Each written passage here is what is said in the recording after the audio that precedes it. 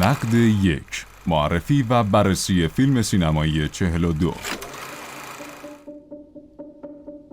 42 فیلمی در گونه درام ورزشی و محصول سینمای آمریکا در سال 2013 است. داستان این فیلم که الهام گرفته از یک ماجرای واقعی است، روایت ورود جکی رابینسون، نخستین بازیکن سیاه‌پوست لیگ حرفه‌ای بیسبال آمریکا، به میدانی است که سالها در انحصار تبعیض نژادی بوده است. رابینسون با تحمل توهین و فشارهای مختلف نه فقط رکوردهای ورزشی بلکه ساختارهای نهادینه شده نژادپرستی را در آمریکا به چالش می‌کشد.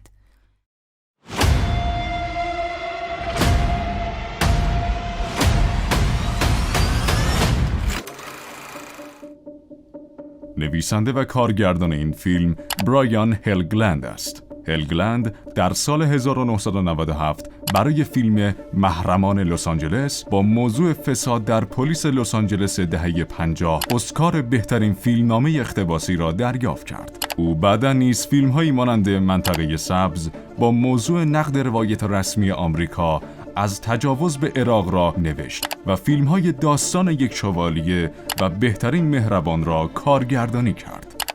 42 در سال 2014 توانست جایزه کریستوفر و جایزه سیدنی لومت را به عنوان فیلمی با پیام‌های انسانی و ارزش‌های اخلاقی دریافت کند و در سایت‌های تخصصی فیلم با امتیازات خوبی رتبه بندی شود. در نگاه منتقدان، بازی چادویک بوزمن به عنوان بازیگر نقش اول قوی و احساسی توصیف شده و یکی از نقاط برجسته فیلم شناخته می شود. صحنه‌های بازی بیسبال از نظر بصری زنده، ریتمیک و هیجان انگیز بوده و با ترکیب خوب و پویای تصویربرداری و تدوین منسجم همراه هستند. همچنین دکور، لباسها و جزئیات بصری فضای تاریخی دهه 40 را به خوبی بازسازی کردند.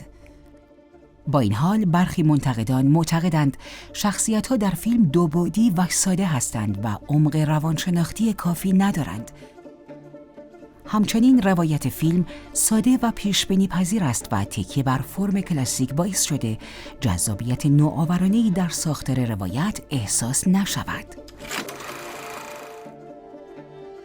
فیلم 42 اساساً ضد نژادپرستانه است و نژادپرستی را به عنوان یک ساختار اجتماعی و نهادی و نه صرفاً یک رفتار فردی به تصویر می‌کشد.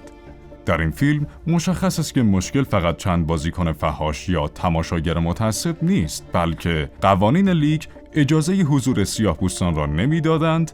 بسیاری از مربیان، داوران و مدیران با تبعیض همراهی داشتند و پلیس و نهادهای رسمی در برابر توهین‌ها و تهدیدها ظاهراً بی‌طرف اما عملاً منفعل بودند. جکی رابینسون در این فیلم نه به عنوان یک حق همگانی بلکه به عنوان یک استثنای کنترل شده وارد لیگ می شود. الگویی که وجه دیگری از ساختار نژادپرستانه را به تصویر می کشد. فیلم 42 به دلیل داستان الهام بخش، تکیه بر پیام‌های انسانی و ارزش‌های اخلاقی و رویکرد ضد تبعیض نژادی به عنوان فیلم آخر هفته برای پخش از شبکه یک سیما انتخاب شده است. فیلمی که به دلیل افزایش موج جدید اعتراضات مردمی علیه سیاست‌های دولت آمریکا، روایتگر بخش کمتر رسانه‌ای شده از ساختار ناعادلانه دولت آمریکا در طول سالیان گذشته بوده است. از شما دعوت می‌کنیم تا لحظاتی دیگر فیلم سینمایی 42 را با دوبله واحد دوبلاژ سیما از شبکه یک سیما تماشا کنید.